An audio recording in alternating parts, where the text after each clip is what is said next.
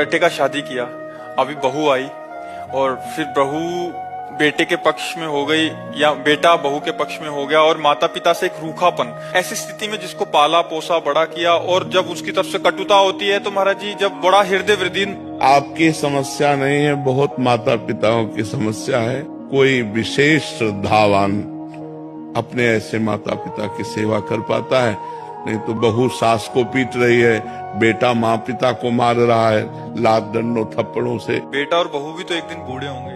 हाँ, देखो, अगर हम अपने माता पिता को कष्ट देते हैं तो हमारे जो पुत्र होंगे वो हमको उससे 100 गुना बढ़ के कष्ट देंगे, क्योंकि वो ब्याज भी तो मिलेगा। तो इसलिए नए बच्चों को ये ध्यान रखना चाहिए कि वो भी किसी दिन माता पिता बनेंगे और वो किसी दिन वो भी बूढ़े होंगे, तो अपने माता पिता के साथ असभ्य व्यवहार नहीं करना चाहिए, आसुरी व्यवहार नहीं करना चाहिए। यार, जिस कोख से पैदा हुए उसको तुम लात मार रहे हो, उसकी आरती उतारनी चाहिए। तो हमें लगता है आज हमारे नौजवानों को अध्यात्म श्रवण करने की आवश्यकता है।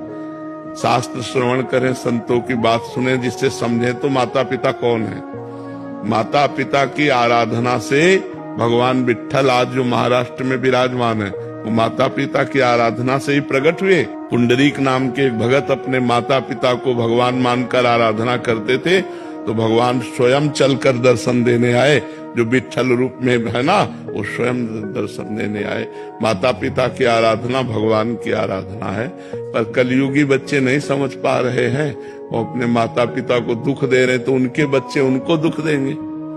पक्का समझो, ब्याज सहित मिलेगा। यहाँ सब कुछ ब्याज सहित मिलता है।